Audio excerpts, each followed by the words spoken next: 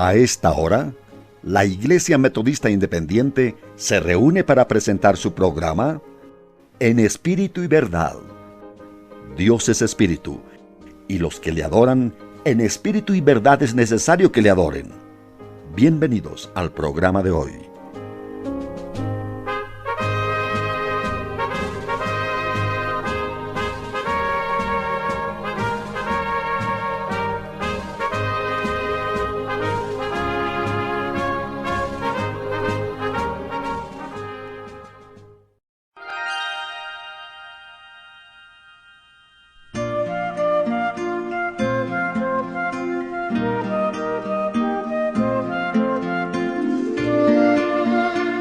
La Iglesia Metodista Independiente les invita a escuchar nuestra programación especial de En Espíritu y en Verdad, en que compartiremos el seminario El lenguaje de la música, dictado por el profesor en teoría musical, además de fundador y presidente del ministerio Majesty Music, Dr. Frank Garlock. El profesor Garlock ha sido docente en la Universidad Cristiana Bob Jones y del Colegio Cristiano de Pensacola en Estados Unidos. Este seminario aporta fundamentos y principios aplicables a la vida cristiana en general, a partir de una concepción bíblica de la música como lenguaje y mensaje en sí misma. Acompáñenos.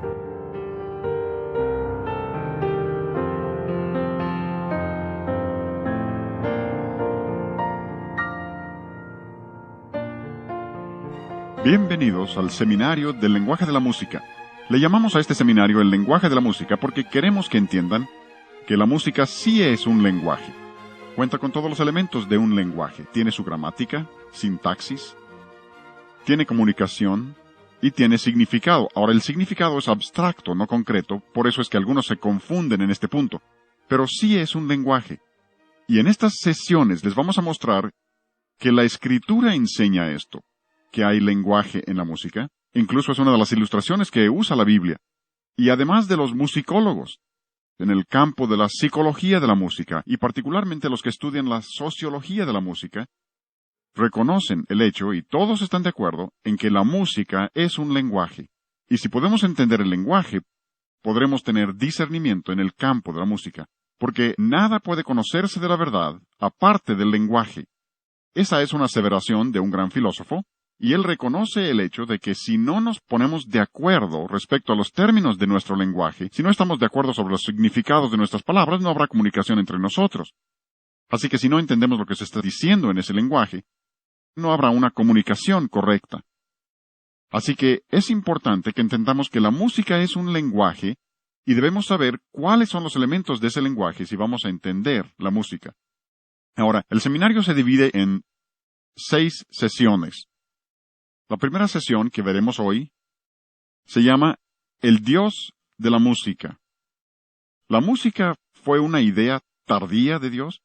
¿O es algo que forma parte permanente de la economía divina? A la segunda sesión le llamamos El mensaje de la música. ¿Qué es lo que se está comunicando? ¿Puede la música comunicar ideas? ¿Puede la música comunicar algo? ¿Y podemos entender lo que la música está comunicando? La tercera sesión se llama El sonido de la música. Si la música comunica, ¿cómo sabemos qué sonidos comunican qué cosa? ¿Podemos entender? ¿Habrá principios que nos muestren cómo debe ordenarse nuestra música? Luego, el mensaje número 4 versará sobre lo que llamamos el Evangelio de la música. ¿Se relaciona la teología con la música? Y tenemos ciertos tipos de música. ¿Habrá también ciertos tipos de teología que van con esa música? En el mensaje número 5 hablamos acerca de los efectos de la música. ¿Nos afecta la música? Y si nos afecta, ¿cómo nos afecta? ¿Y qué es lo que nos afecta? Y si entendemos eso, podemos entonces saber qué clase de música debemos tener, por los efectos que produce. Y luego en la última sesión, hablaremos acerca del propósito de la música. ¿Para qué nos dio Dios la música? ¿Para qué la tenemos? ¿Cuál es el propósito básico, subyacente, y para qué nos dio Dios la música? Y así completaremos el seminario del lenguaje de la música, y espero que estén presentes en estas 6 sesiones para que aprovechen todo lo que estamos diciendo y tengan el contexto, porque no hay que tener las cosas fuera de contexto. Así es como sabemos también que la música es un lenguaje, tiene contexto. Y si tomas un sonido equivocado y lo pones en el lugar equivocado, lo tienes fuera de contexto. Y mucho de lo que se estudia en la escuela de música es cómo armar ese contexto y saber qué es lo que cabe en cada contexto. Así que espero que no se pierdan ninguna de las 6 sesiones para que tengan el panorama general de lo que Dios nos está diciendo acerca de la música. Queremos usar como lema para nuestro tiempo juntos la palabra de Dios. Y una de las primeras cosas que descubrimos viene de 1 Corintios, capítulo 14, versículo 7. Ahí el apóstol Pablo, y hablando de lenguaje, saben que los capítulos 12 al 14 de 1 Corintios tiene que ver con lenguaje, y Pablo está corrigiendo los abusos ahí en la iglesia de Corinto. Y lo que usa como ilustración en el capítulo 14 es la música. Porque llega al versículo 7 y dice, si la flauta o la cítara, y hablaremos después de lo que significan algunas de las palabras que se usan para esos instrumentos. Pero dice, si no dieren distinción de voces, ¿cómo vas a saber lo que se está comunicando? O sea que Pablo está diciendo, miren, se trata de un lenguaje. Y luego en el versículo 8 continúa y dice, si la trompeta diere sonido incierto, Red Radio Integridad. ¿cómo vas a saber lo que debes hacer? Si debes ir a pelear, si te están llamando a levantarte en la mañana, ¿cómo vas a saber si no conoces el lenguaje? Y como veremos más adelante, aún en este pasaje, donde muchas veces hemos pensado que se refiere a la letra, en la mayoría de los casos, se está refiriendo a la música misma. Y dice, si diere un sonido incierto, o sea que si no conoces el lenguaje, ¿cómo vas a saber lo que debes hacer? Así que toda nuestra tesis está fundada en un principio bíblico que se aplica a todas las áreas de la vida. En este seminario solo vamos a aplicarlo al área de la música. Pero esto se aplica a toda la vida. Nuestro lema para las 6 sesiones será Efesios 5:10. El versículo dice que tú y yo como creyentes debemos de estar comprobando lo que es agradable al Señor. Vamos a repetir el versículo juntos empezando por la cita. Vamos, Efesios 5:10. Comprobando lo que es agradable al Señor. Observen ahí la palabra comprobando. La palabra comprobando, en este caso, como en muchos otros en la Biblia, significa poner a prueba las cosas. Dios quiere que pongamos a prueba las cosas. Algunos dicen, pues cuando haces eso estás juzgando. No.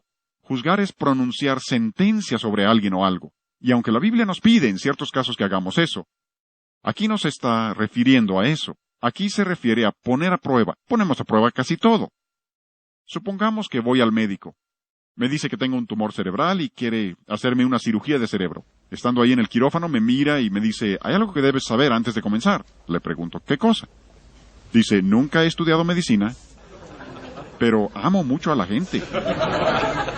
Y le digo, ya me daba temor cuando creía que sabía lo que estaba haciendo. ¿Por qué?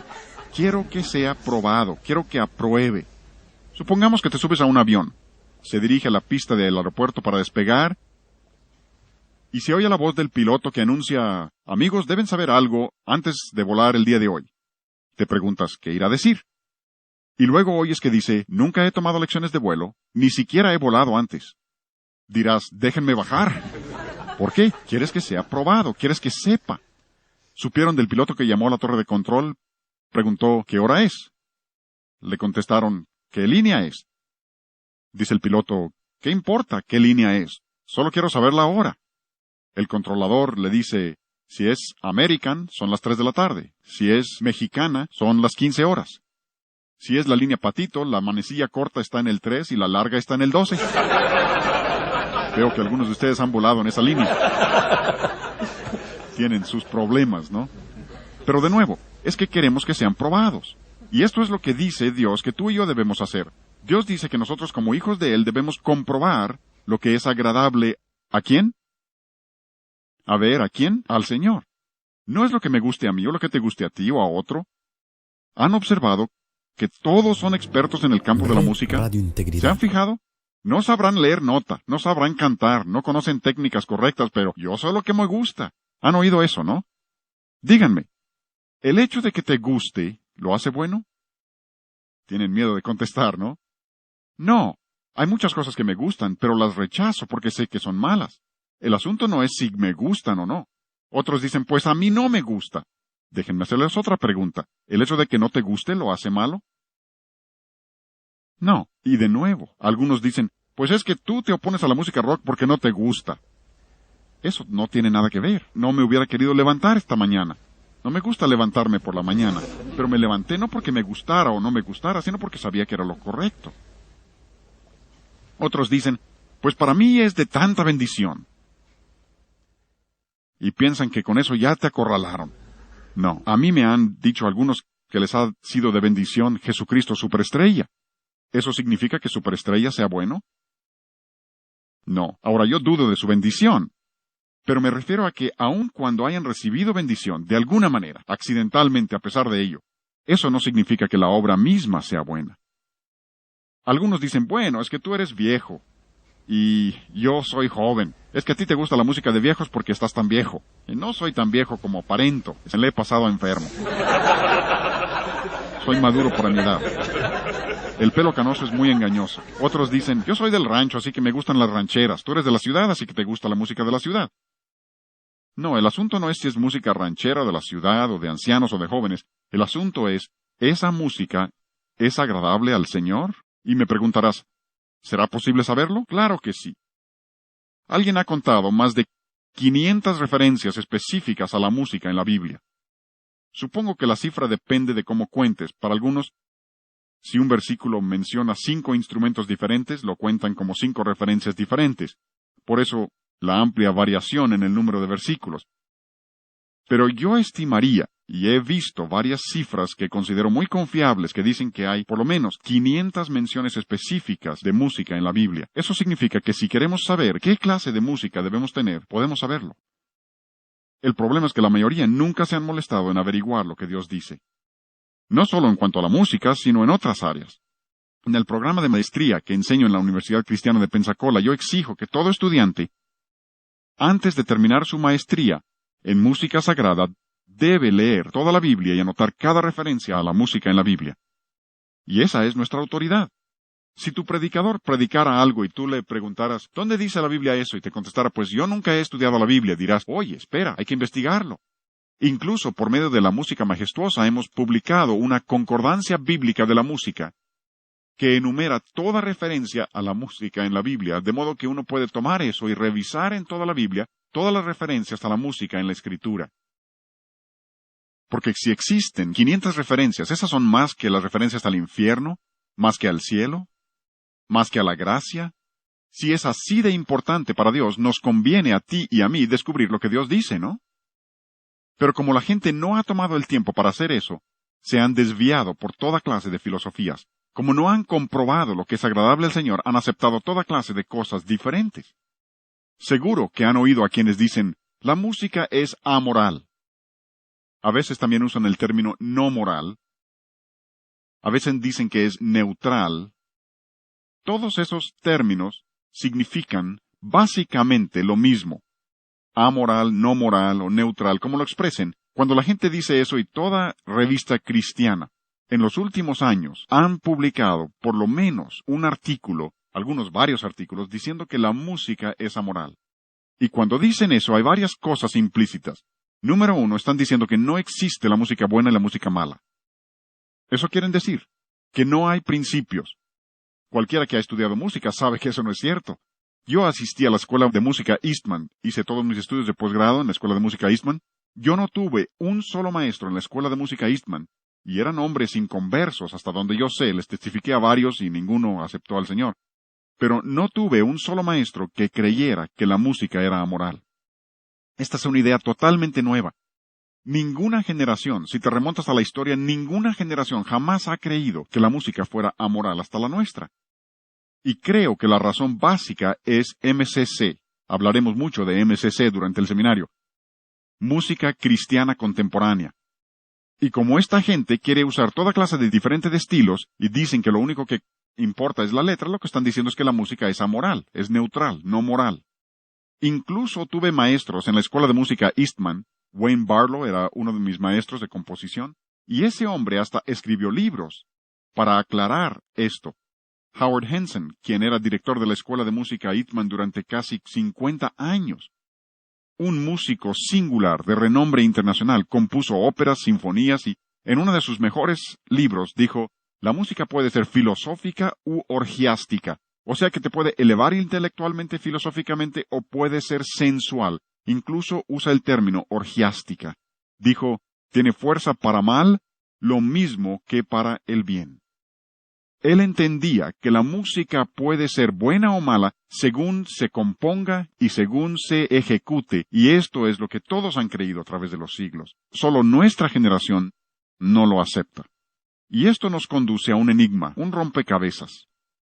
Pero la historia lo corrobora. Conforme el hombre se vuelve más intelectual, más culto en la sociedad, más desarrollado industrialmente, ¿qué ha sucedido con su moralidad? Siempre se deteriora. Pueden verlo en Roma. Roma no cayó por ser una cultura tan maravillosa, cayó porque perdieron el rumbo moralmente. Grecia lo mismo. Egipto lo mismo. Estados Unidos, nuestro país. En la medida que hemos desarrollado increíblemente las comunicaciones, computadoras, toda clase de tecnología, ¿qué ha sucedido con nuestra moralidad? Tenemos computadoras que nos permiten llevar una Biblia en el bolsillo. Pero al mismo tiempo, nuestra moralidad se ha deteriorado. Tenemos problemas terribles con toda clase de inmoralidad, enfermedades venéreas y todo lo que lo acompaña. ¿No es increíble? Pueden ver cómo sucede esto. Y resulta que la razón de ello es que creen que puedes educar a una persona para hacerla más moral. No funciona de esta manera. No se hace moral a las personas mediante educación. Otra cosa que dicen, no solo dicen que la música no es ni buena ni mala, cuando dicen que la música es amoral. Otra cosa que están diciendo estos que creen que el razonamiento amoral y el pensamiento amoral, y hay muchos, ese es el pensamiento de nuestra época, y lo que están diciendo es que a Dios no le interesa qué clase de música usamos. A Dios no le importa. Para Él es lo mismo. Si quieres usar rock pesado, está bien, mientras la letra sea buena. Si quieres usar rock punk o rock thrash, le llaman punk thrash, metal pesado, aunque le llamen metal celestial, es lo mismo. Si quieres usar eso, por Dios no hay problema, le da igual. Red Radio Integridad. Y nada podía estar más lejos de la verdad. He consultado varios diccionarios seculares. Estos no son diccionarios bíblicos, son diccionarios seculares para ver cómo definen el término amoral. Un diccionario dice que amoral significa sin sentido de responsabilidad moral. Y creo que es muy acertado. Tengo varias objeciones contra la enseñanza de educación sexual en nuestras escuelas públicas. Tengo varias objeciones. Pero una de las objeciones más grandes es que lo están enseñando como un asunto amoral. Tú y yo sabemos que moralidad sí está estrechamente relacionada con la sexualidad. No se pueden separar las dos cosas. Tengo varias objeciones contra el movimiento pro-aborto, pro-elección, según le llaman. Creo que le deben llamar pro-homicidio. Tengo varias objeciones, pero una de las objeciones más grandes es que lo están presentando como un asunto amoral. O sea que puedes matar a una persona que aún no ha nacido y decir que no tiene nada que ver con principios morales. Pero esta es la filosofía de nuestra época, ha penetrado a todas las áreas de nuestra vida. La educación sexual, medicina, aborto. Una de las cosas que son interesantes para mí al descubrir esto, es que muchos médicos en la actualidad no toman el juramento hipocrático que tomaban todos los médicos hasta hace pocos años. ¿Y por qué? Porque una de las cosas que promete el juramento hipocrático, entre otras cosas, es que particularmente no asistiré a una mujer para la obtención de un aborto. Eso es parte del juramento que hacían los médicos. Con razón, muchos de ellos no la quieren tomar. Y la razón por la que han adoptado esa postura es que, según dicen, es amoral. No es algo que sea afectado por ningún principio moral. ¿Hasta dónde puede llegar la necedad? Ahí es donde los diccionarios son perfectamente acertados. Otro diccionario dice, amoral significa incapaz de distinguir entre lo bueno y lo malo. Y eso también es muy acertado, porque estas personas que hablan de razonamiento amoral y pensamiento amoral, por ejemplo en el campo de la música, los que creen que la música es amoral, y que puedes tener rock o rock pesado o metal pesado, lo que sea, y llamarle cristiano, pronto pierden su sentido de lo bueno y lo malo también. Pronto pierden el sentido, como les mostraré en la sesión 4 cuando hablemos acerca de los evangelios. de la música y que la mejor táctica de Satanás para introducir su evangelio falso a las iglesias es por medio de la música. Y la razón es que cuando han aceptado una música incorrecta, luego pierden el sentido de lo bueno y lo malo, y no pueden distinguir la verdad del error. Ese es un ejemplo perfecto de eso, y Dios comenta respecto a esto. En Isaías capítulo 5, versículo 20, la palabra de Dios dice, ¡ay de ellos! Dios pronuncia una maldición sobre esa clase de razonamiento. Y Dios incluso condena a las personas que piensan de esa manera. ¡Ay de aquellos que a lo malo llaman bueno y a lo bueno malo! Y luego continúa el versículo y habla de que no pueden distinguir entre lo dulce y lo amargo, y pierden incluso la capacidad para distinguir entre luz y tinieblas, dice Dios. ¿Por qué? Porque han aceptado la idea de que no hay bueno y malo, y han perdido su sentido de responsabilidad moral y de bueno y malo. Este es un libro muy interesante, se llama La clausura de la mente americana, por un hombre que se llama Alan Bloom. Ahora, él es maestro de pensamiento social en la Universidad de Chicago, una excelente escuela cristiana. Saben que no es así. Es una de las escuelas más liberales en el país. Ahora, quiero que entiendan el trasfondo de este hombre. Es maestro de pensamiento social en la Universidad de Chicago. Cuando recién salió su libro, los liberales estaban fascinados, elogiándolo a más no poder. Luego de pronto entendieron lo que estaba diciendo, y ya no les gustó tanto. Pero él toca varios puntos con mucho acierto. Oigan lo que dice. Bien pudiera ser que la locura más grande de la sociedad le parezca normal a ella misma. Esa es una cita formidable. ¿Ven? Porque el aborto es una locura absoluta. Se nos ponían los pelos de punta cuando leíamos de madres en la India que arrojaban a sus bebés al río Ganges. Nuestro país ha ido mucho más allá. Las últimas cifras que yo vi reportaban que nuestro país en este momento está matando bebés antes de que nazcan a razón de más de 4,000 diarios. 4,000 diarios. Una locura absoluta. Pero si te opones, te meten a la cárcel. Te tachan a ti de loco. Homosexualidad es una locura, un disparate, pero ha llegado a ser aceptado ahora. Recientemente en la ciudad de Nueva York desfilaron más de 500,000 personas promoviendo la homosexualidad, promoviendo esas inclinaciones. ¿Ven? Bien pudiera ser, dice, que la locura más grande de la sociedad le parezca normal a ella misma, y parte del problema es que nuestros juzgados ahora operan sobre las opiniones de la sociedad, no sobre la ley misma. Están decidiendo sobre la base de lo que es normal y aceptado entre la sociedad y la cultura. Y esa no es ninguna base. Observen además aquí, particularmente los padres, ustedes necesitan tomar nota de esto. Dice, la televisión en comparación con la música, ahora, no está menospreciando los efectos de la televisión, reconoce los efectos tremendos que puede tener la televisión, pero dice, si lo comparas con la música, juega un papel comparativamente pequeño en la formación del carácter y los gustos. Recuerden que este es un maestro de pensamiento social en la Universidad de Chicago, no es un predicador. Y no está menospreciando la televisión, pero dice que si comparas eso con la música, ¿quieres desarrollar el carácter y los gustos de los jóvenes en el sentido correcto? Dice, no se preocupen únicamente por la televisión, fíjense en la música que están escuchando, porque tendrá un efecto aún mayor. Y luego habla muy específicamente, y no voy a ser tan específico en estos seminarios, pero su libro dice con mucha claridad, la música rock apela a un solo factor, la apelación barbárica al deseo sexual.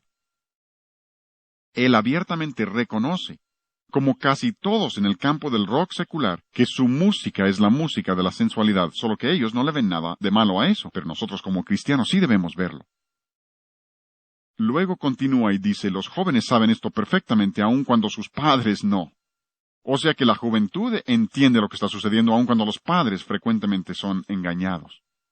Me gusta este libro, me gusta su título, se llama Matándonos de deleites. Neil Postman es maestro de artes y ciencias de la comunicación en la Universidad de Nueva York. Y repito, que quiero que vean su trasfondo, ¿sí? Pienso que pudiera tener un trasfondo cristiano, pero no da evidencias de que entienda principios cristianos, aun cuando creo que tiene un trasfondo cristiano. Pero él dice cosas muy interesantes en su libro, lo citaremos en varias ocasiones durante este seminario. Dice, sostener que la tecnología, o la música en este caso, es neutral, no moral, amoral, es una ridiculez pura y simple. No podría haberlo dicho mejor yo mismo. Lo que está diciendo es que el medio, como dice Marcia McLuhan, el medio es el mensaje, está diciendo que no se puede separar el medio del mensaje, y lo demostraremos eso en varias de las sesiones para comprobar que eso es cierto. No se pueden separar las dos cosas. La manera de decir algo determina en gran medida lo que significa. Y él dice, no se puede separar la tecnología, y aquí está hablando de la televisión en particular, y ese es el ejemplo que usan la mayoría de los de la música cristiana contemporánea. Usan la televisión como ilustración para decir que lo que importa es únicamente la letra, pero aún este hombre reconoce que la televisión, que es un objeto neutral, no es un objeto viviente, como lo es la música, pero dice que aún la televisión no se puede considerar neutral o no moral. Lo interesante, y esto es algo que sé que la Biblia lo dice, y sé que es absolutamente cierto, pero me cuesta trabajo aceptarlo. ¿Tienes cosas así? Sabes que son ciertas, y la Biblia lo dice, pero es difícil. Cuando Jesús dijo en Lucas 16 que los hijos de este siglo son más sagaces que los hijos de la luz, yo digo, no debe ser así. Los cristianos que tenemos la palabra de Dios, tenemos al Espíritu Santo para guiarnos, debemos entender mucho más que el mundo, ¿no? Pero con frecuencia vemos que el mundo entiende cosas que aún algunos cristianos se niegan a aceptar. Por eso citamos a tantos de estas personas en el seminario para demostrar que aún el mundo acepta estas cosas y las entiende. Este es un libro muy interesante por un inglés que se llama David Thame. De nuevo, creo que este hombre entiende principios cristianos, pero es un escritor secular. Ha escrito un libro que se llama El poder secreto de la música. Menciono este libro porque particularmente tantas personas me preguntan, ¿usted se opone a la música rock? ¿Se opone a alguno de los compositores y su estilo de vida? ¿Y qué de Beethoven? Y Mozart, y Haydn, y estos hombres? Muchos de ellos no eran cristianos y no vivieron como debían y aceptas la música de ellos. ¿Por qué? David Thame da la mejor respuesta que yo he visto. En su libro, él analiza todo el trasfondo, pero dice, el concepto de que la música afecta el carácter fue la gran fuerza que inspiró la vida de los grandes compositores.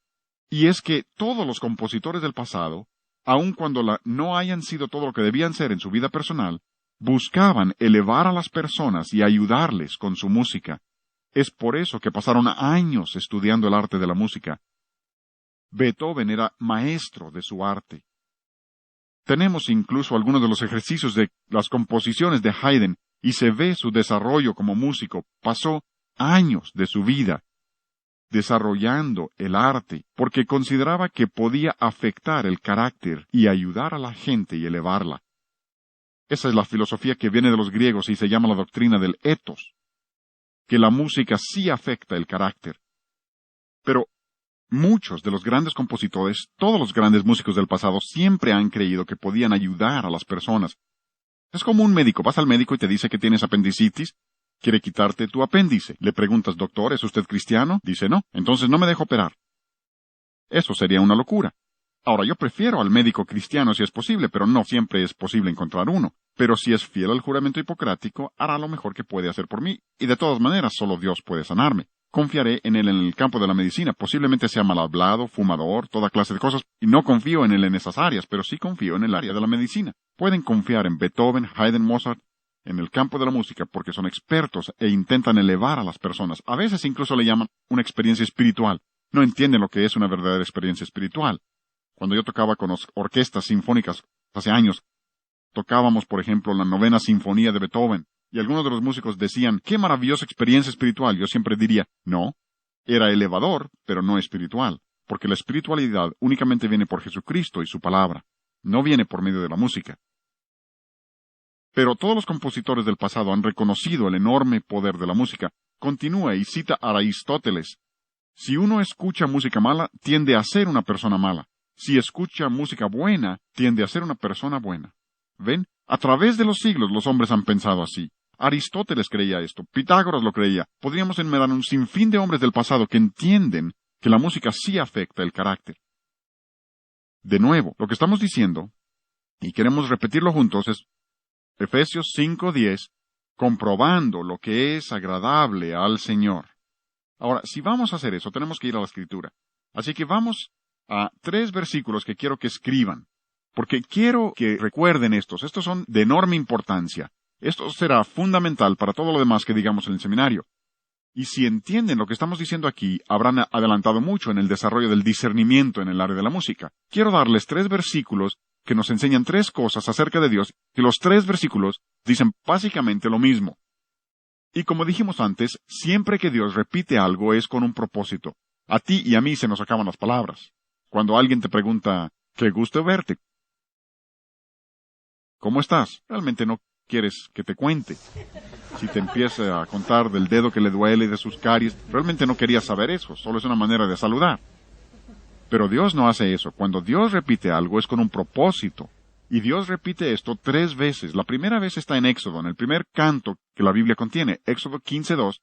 Esto está en los libros históricos. Si pasamos a los libros poéticos, en el Salmo 118:14 encontraremos la misma verdad.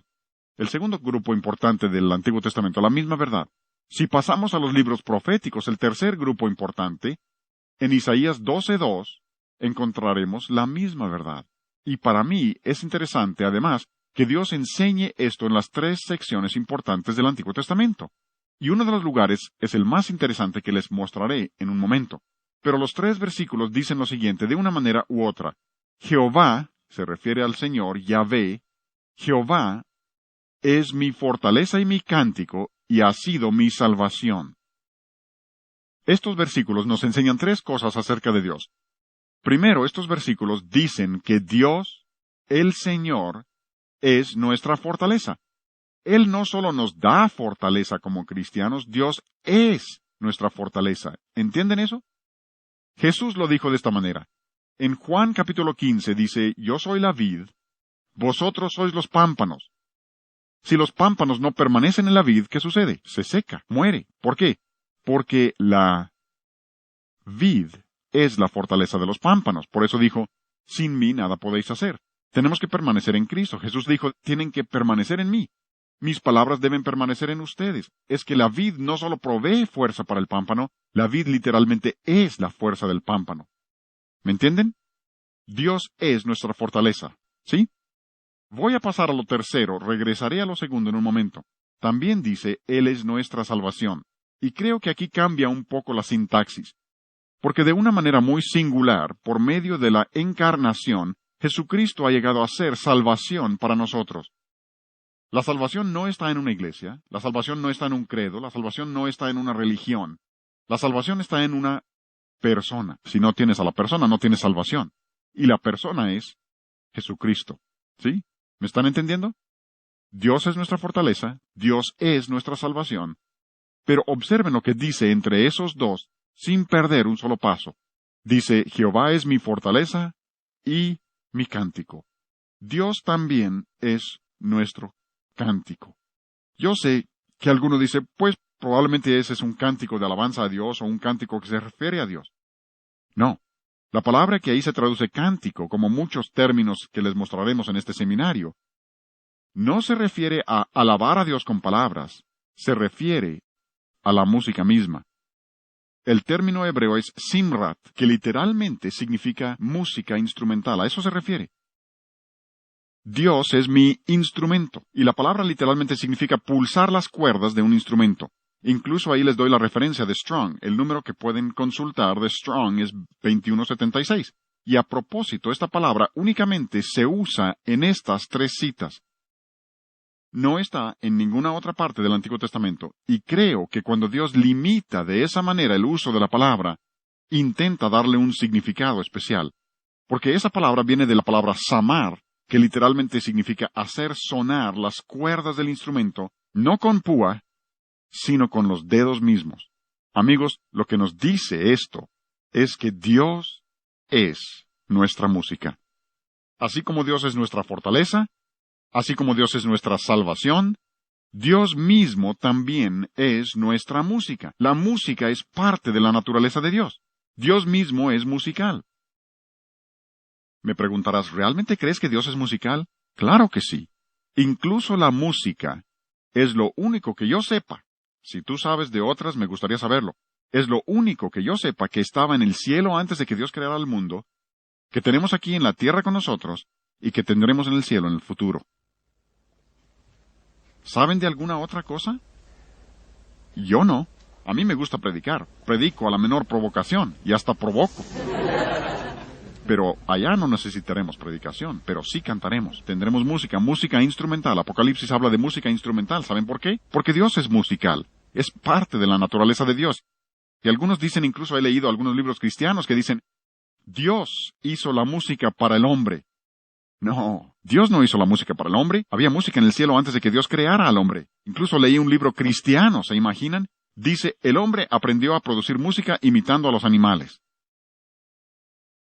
Este ha aceptado la evolución y ni cuenta se ha dado. El hombre produce música porque Dios es musical, y cuando Dios nos hizo a su imagen, nos hizo a nosotros musicales también. ¡Qué emocionante!, ¿no? La música es parte de la naturaleza de Dios. Eso significa, y óiganme muy bien, esto es importante, y no les estoy enseñando verdades nuevas, ¿sí? Si es verdad nueva, es herejía. Lo que les estoy enseñando es algo que yo considero ha sido descuidado en el entendimiento de las personas. Pienso que hace siglos la gente entendía esta verdad. Y en nuestra generación, cuando tenemos más proliferación de la música, tenemos menos entendimiento de ella. Yo recuerdo, y esto como adulto, haber manejado mi auto pensando, ¿no sería maravilloso poder tener un tocadiscos en el auto? Y pensé, nunca se podrá porque no hay manera de hacer que la aguja permanezca en el disco. Ahora hay tocacintos, compact disc, puedes estar escuchando una sinfonía grabada hace años en algún lugar de Europa. ¿Cómo le hubiera gustado eso a Bach? Pero al mismo tiempo que tenemos esa proliferación de música, tenemos menos entendimiento del significado de la música y su mensaje. Pero Dios es musical, y eso significa que la música ha existido desde que Dios existe. ¿Oyeron eso? La música ha existido cuando cantamos juntos, cuando alabamos a Dios en nuestras iglesias. Estamos haciendo algo que Dios ha tenido desde la eternidad. Y nosotros lo haremos por la eternidad. Aquí solo estamos practicando un poco. Si eso no te emociona, tienes descompuesto el emocionador. Es que la música es parte de la naturaleza de Dios. Ahora lo que sigue se va a poner un poco técnico, pero quiero que vean que sí existen pruebas de lo que estoy diciendo. Por ejemplo, en Sofonías 3:17 dice, Jehová está en medio de ti, poderoso, Él salvará, se gozará sobre ti con alegría, callará de amor, y ¿saben qué más dice? Se regocijará Dios sobre ti, su Hijo, con cánticos. Dios dice que cuando tú y yo hacemos lo correcto, ¿qué hace Dios? Canta.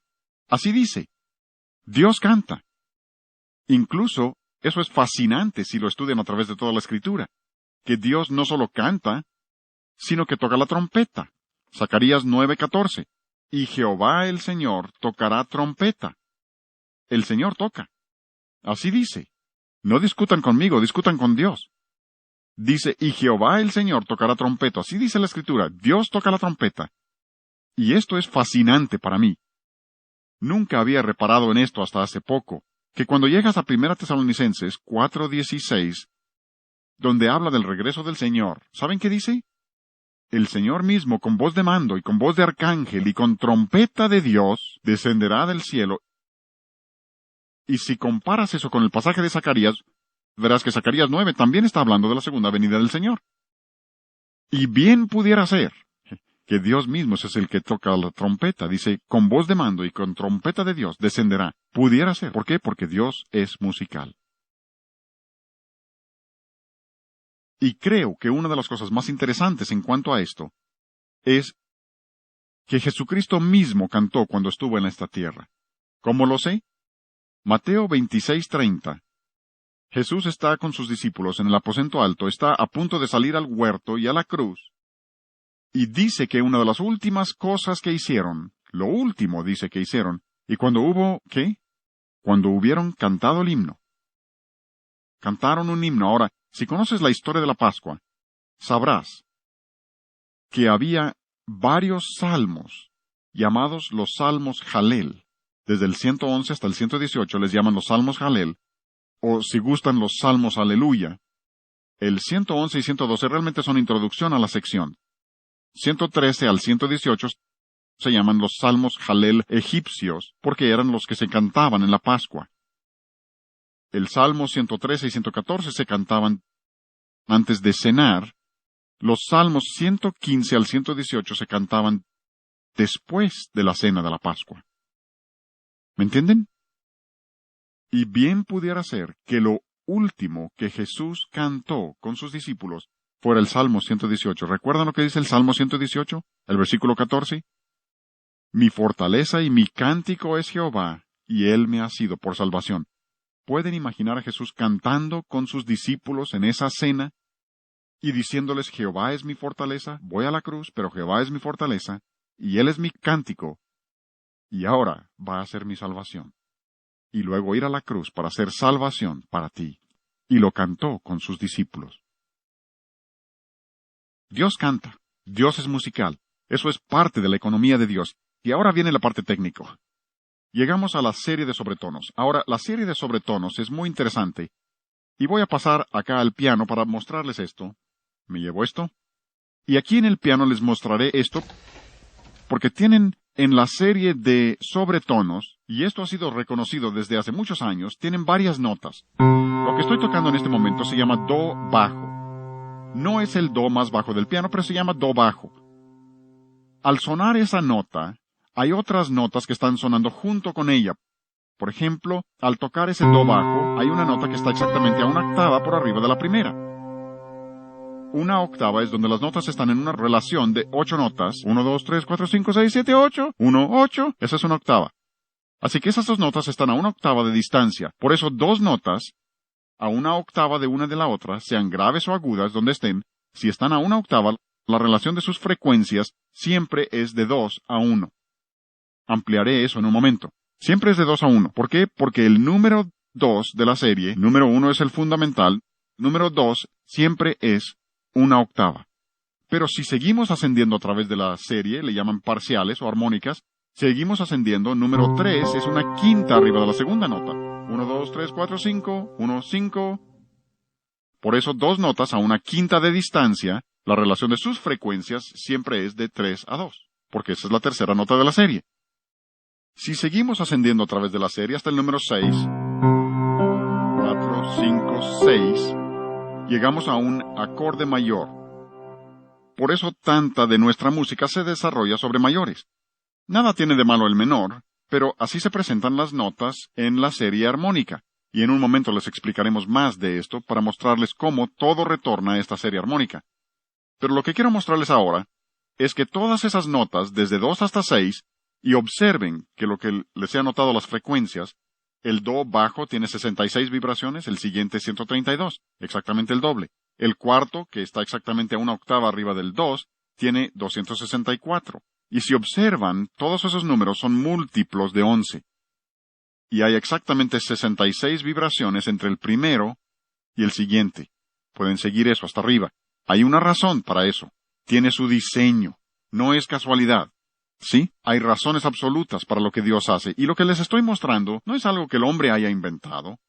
Lo que les estoy mostrando era conocido por Pitágoras antes de Cristo. Es la manera como Dios ha diseñado el sonido.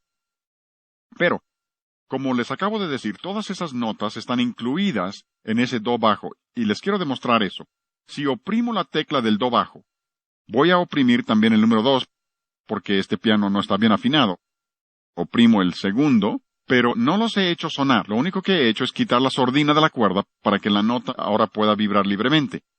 Luego paso al centro del piano, número 4 es el do central, y voy a tocar esa triada, 4, 5 y 6, y luego los voy a soltar, y deben oír las 3 notas en una sola cuerda. Oigan. ¿Lo oyen? Ahí que se oye muy claro. Suelto las teclas, se apagan. Eso significa que todas esas notas están en esa sola cuerda. Ahí están todas. Ahora, lo fascinante, y esta es la ilustración que quiero darles, lo fascinante es que si toco do central, el sol y el mi están presentes, pero el do se sostiene solo. Si toco mi, la nota central, las dos notas extremas, sol y do, están presentes, pero el mi se sostiene solo. Si toco sol, la nota superior, el do y el mi están presentes, pero el sol se sostiene solo. Tengo literalmente 3 en 1. Es la mejor ilustración de la Trinidad, de la deidad, que yo conozco. Como maestro de la Biblia siempre he tenido que decir que no hay una ilustración perfecta de la Trinidad. Les acabo de mostrar una ilustración fabulosa y la analogía se sostiene. ¿Saben por qué? Porque Dios es musical y aun en la forma en que Dios ha hecho el sonido musical, nos ha dado una ilustración de sí mismo. Como dice Romanos capítulo 1, conocemos su eterno poder y deidad por medio de las cosas hechas. Y la música ilustra perfectamente.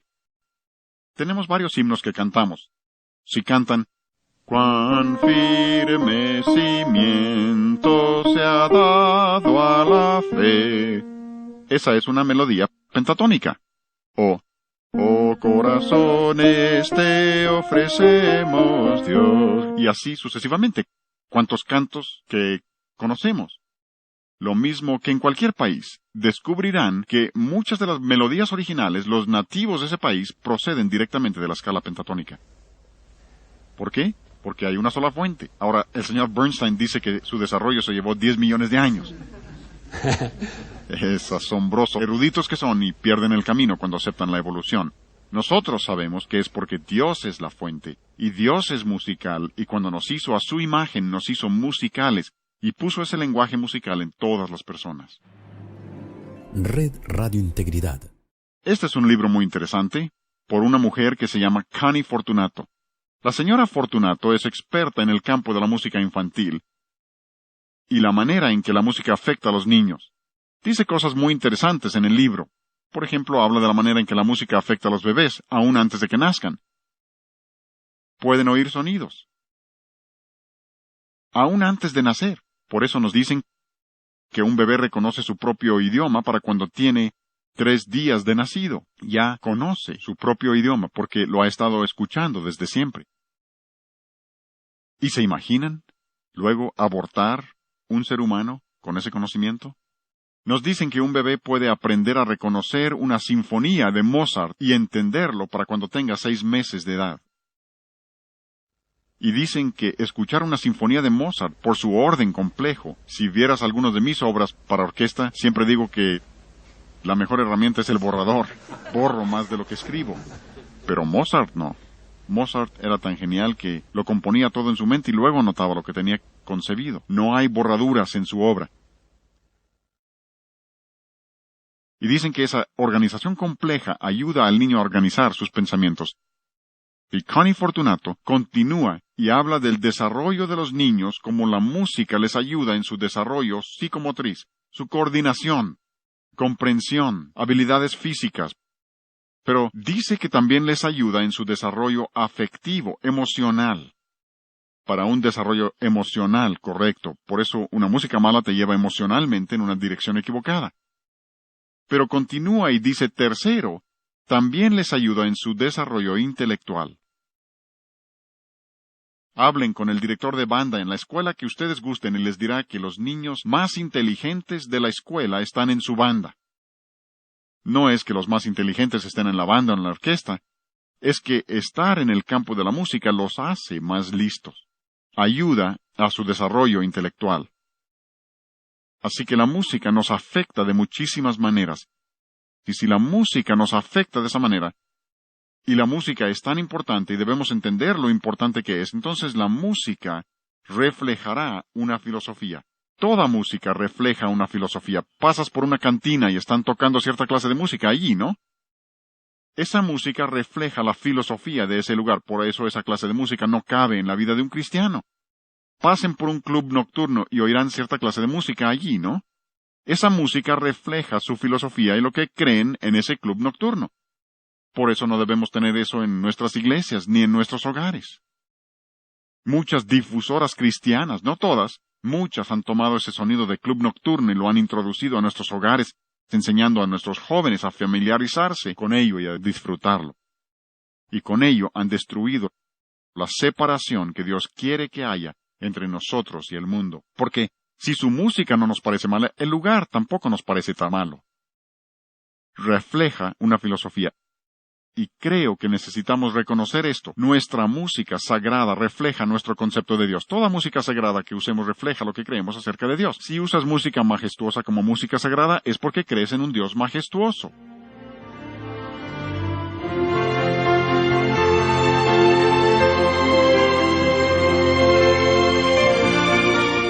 Ahí tenemos una orquesta de cuerdas tocando Santo, Santo, Santo. Observen la majestuosidad de la música porque está pintando un cuadro, si ustedes gustan, y mostrando que si creemos que Dios es majestuoso, nuestra música también debe ser majestuosa. Pero, Si no crees eso y piensas, bueno, yo puedo tener música sentimental como mi música sagrada, probablemente es porque piensas que existe un Dios sentimental que todo perdona y que es un anciano allá arriba y que no importa lo que hagamos, siempre que nos arrepintamos, Él nos perdona.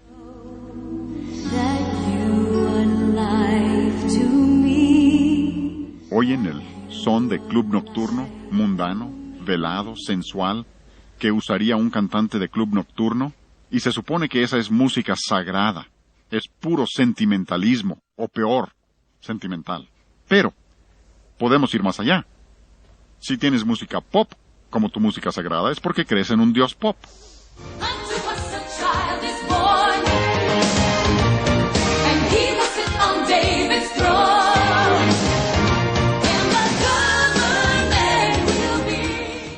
Se supone que esa es música sagrada, hablando de sentarse en el trono y todo eso, pero ha convertido a Dios en un Dios pop. El estilo popular de la música, y hablaremos más de esto luego, el estilo popular revela lo que estas personas creen acerca de Dios, y no es un concepto nada bíblico. Creo que la mejor ilustración que les podría dar, para terminar esta sesión, la mejor ilustración sería la Biblia misma. ¿Se han puesto a pensar el milagro que es este libro? Dios pudo haber escrito el Evangelio en el cielo para que todos pudieran leerlo en su propio idioma, pero no lo hizo así. Pudo haber puesto un par de bocinas para que todos oyeran en su propio idioma, pero no lo hizo así tampoco. Dios en su soberanía quiso comunicarse con nosotros por medio de su palabra, y se limita a su palabra. En su soberanía. Pero al hacerlo, dotó a su palabra de casi todos sus atributos eternos. Aquí mismo dice, Santa Biblia. ¿Por qué? Porque Dios es santo y su palabra es santa. Creemos que la Biblia es eterna. ¿Por qué? Porque Dios es eterno. El salmista dijo, para siempre, oh Jehová, permanece tu palabra en los cielos. Dios nunca cambiará su palabra. Cualquier libro de texto, que ya tiene 5 años, es obsoleto. Han cambiado su manera de pensar. Dios no. Él nunca lo cambiará. Aún en la eternidad, Dios no faltará a su palabra. Nosotros creemos que la Biblia no tiene errores, ¿no? Es infalible. ¿Por qué? Porque Dios es infalible. Si tú crees que la Biblia tiene errores, es porque crees que Dios comete errores. Y cuando Dios eligió comunicarse con nosotros por medio de su palabra, dotó a su palabra de todos sus atributos eternos. Y yo les estoy diciendo que si nosotros como cristianos reconocemos quién es Dios y lo que a Dios le interesa nuestra música, entonces buscaremos que nuestra música sea agradable al Señor, que sea lo que Él desea para que comunique nuestra manera de vivir, nuestro carácter y lo que creemos acerca de Dios.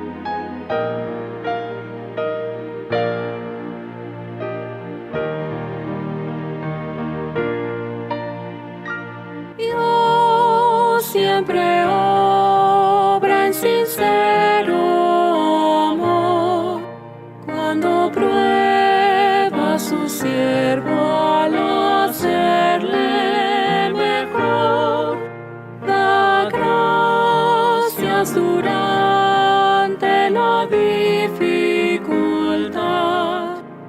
en sombras o alas dará.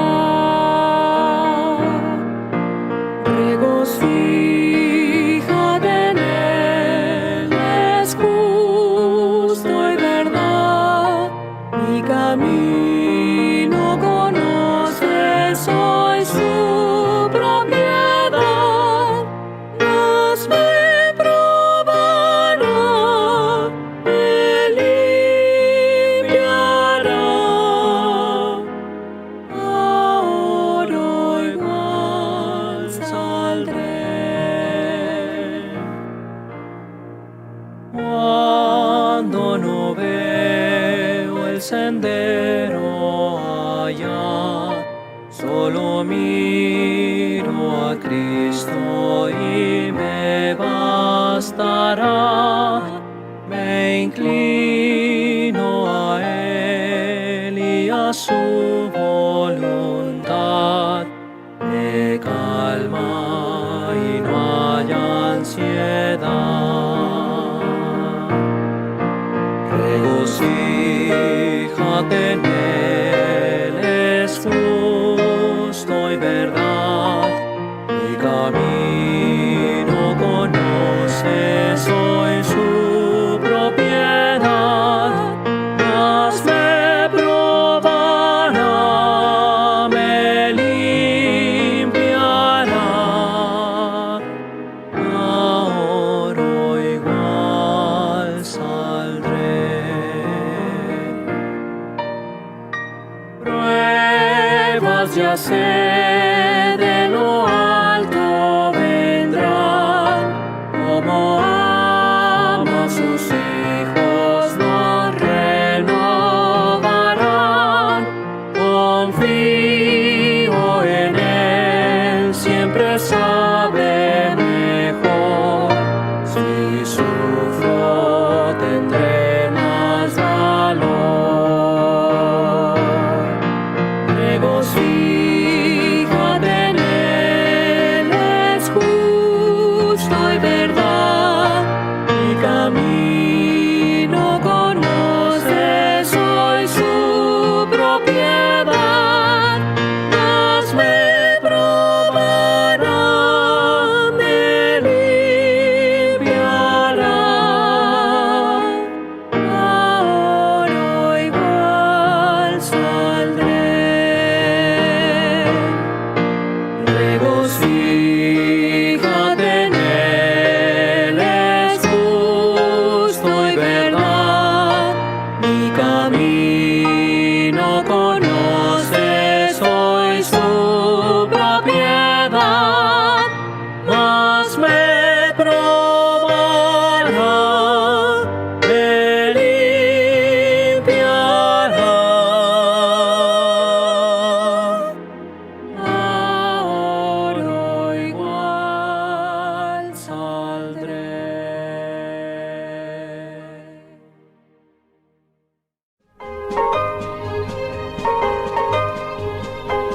Hasta aquí, la Iglesia Metodista Independiente ha presentado En Espíritu y Verdad. Dios es Espíritu, y los que le adoran, en espíritu y verdad es necesario que le adoren. Que el Señor les bendiga.